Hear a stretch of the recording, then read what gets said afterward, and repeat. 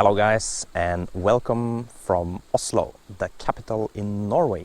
And in this video series I'm gonna give you tips as a local on how it is to be in Norway if you come here as a tourist. So let's start the journey.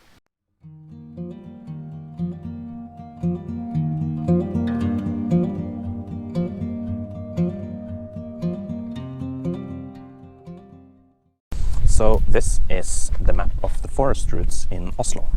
We are here now, which is the tip, and below here is the city of Oslo. This over here is also part of Oslo, but it's more the forest routes, and there are tons of forest routes. You have camping possibilities like over here and there, and even including this area where we are now. For example, this water here, that is the main source water that we get in Oslo. So the drinking water that we drink from is coming from this water here.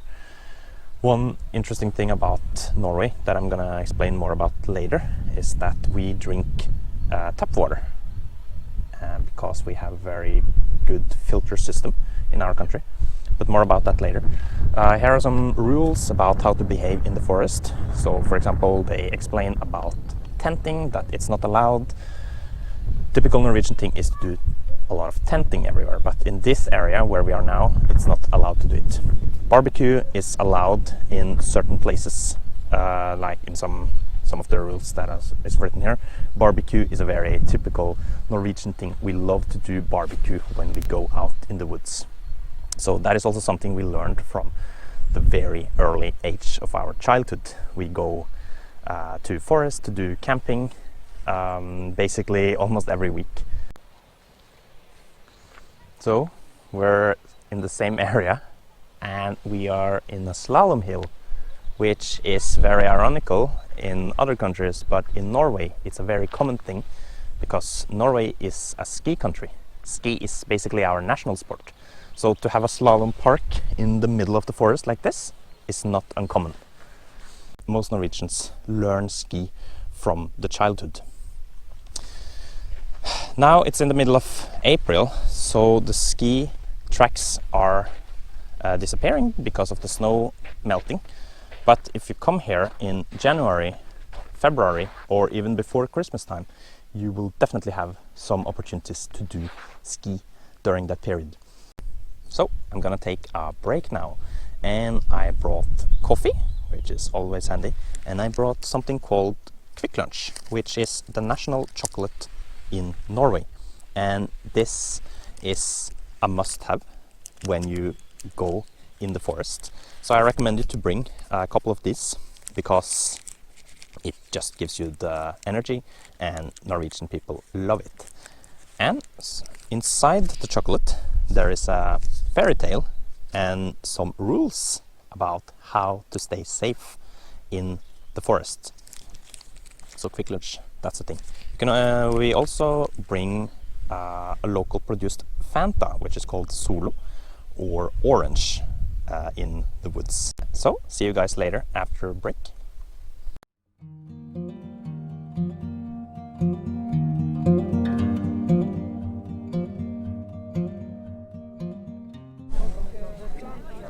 So this is the view of Oslo, and this top where we are now is called Grefsenkollen, and it's situated on the north side of the city.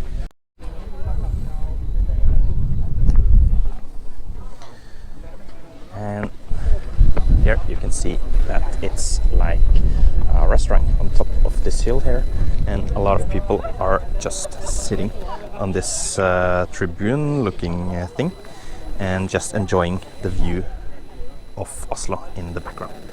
So this spot here is pretty nice to enjoy sunrise, sunset. If you don't have anything to bring, you can buy from the cafe there, or it's even a restaurant inside.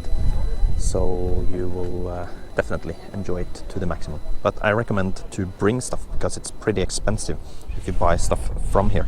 So bring your own drinks, food.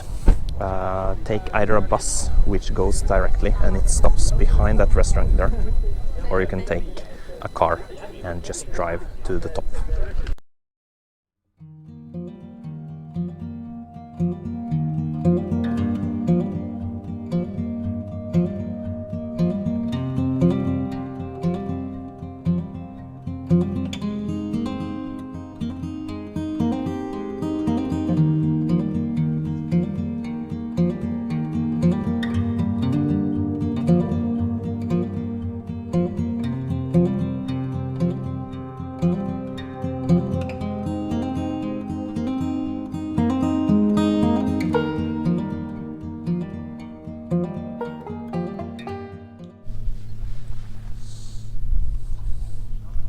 We are now in Sognsvann, a very popular landmark in Oslo.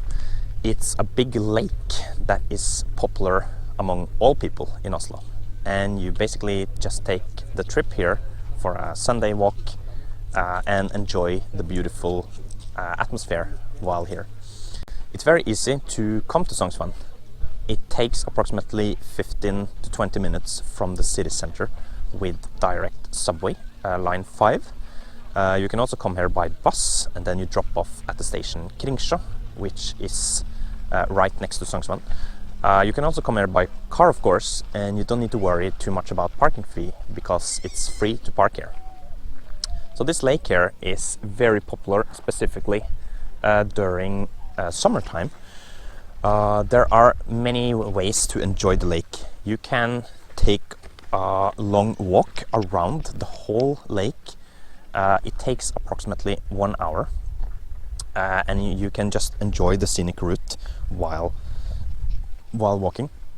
You can also, during summertime, do barbecue along the lake.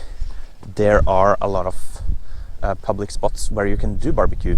You can also buy single-use grills. It's very cheap from whichever stores, and it costs approximately 30 kroner. So during summer you do barbecue. You can also do tenting, but unfortunately the government doesn't allow you to do tenting right along the lake. So in order to do tenting you need to walk a little bit further into the forest and then you can sleep outside basically. So during summer you can also enjoy bathing. It's very good spots for doing swimming, or you can do kayaking. I've seen a lot of people just do kayaking from around the whole lake sometimes, or just cross in whichever directions you want. When you come to Sognsvann, especially during summer, from the metro station, you will notice that there is a kiosk right next to the lake. In this kiosk they sell soft ice cream, basically called in Norwegian soft is. It's a very delicious ice cream. It can be a bit expensive because this is a tourist spot, but it's definitely worth it because while you walk along the whole lake here you can enjoy eating this soft is at the same time. So I would recommend doing that. What else? If you walk a bit further into the woods here, and there you will come across a lot of nature, of course, and if you walk you will see a small lake which takes approximately 30 minutes from here. So as I said, this is a popular spot, so it can be a bit overcrowded, especially during summertime. So if you want a bit more quieter space, you just go to that other lake. I'll text the name of that lake below.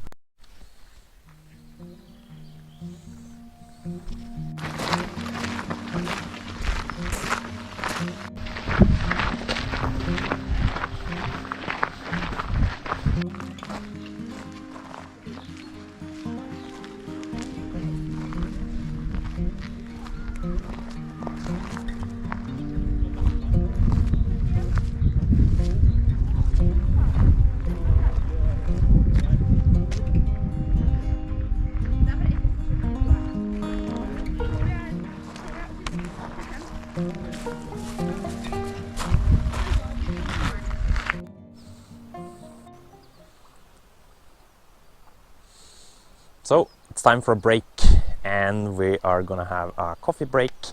Coffee is always a winner. We brought the coffee by ourselves, but there is always possibilities to buy in the kiosk right next to the lake.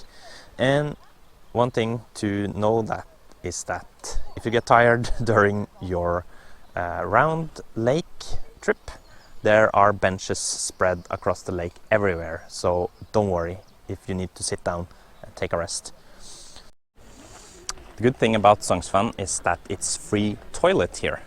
So if you see behind me, over there, it's a bit of a line, but it's 3 different, or 4 I think, different toilets that you can visit. And in the city center of Oslo, unfortunately, toilet costs 10 kroner.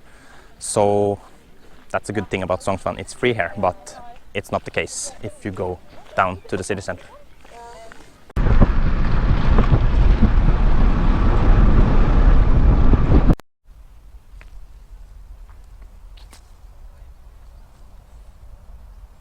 We arrived to Maridalsvannet, or the Maridalswater, as it's called in English. This is the source water of Oslo region. It's basically here we get our drinking water from. And since Norway has one of the purest filter system in the world, we can basically drink tap water without any problem. So the tap water you drink in Oslo comes from this water source that you see behind me here. It's a big lake and it's a very eco-friendly area around here. You have farmers around here, the air is very fresh, and it's very easy accessible with a bus ride, or you can just take a car and park around the water, where parking lots are available basically everywhere.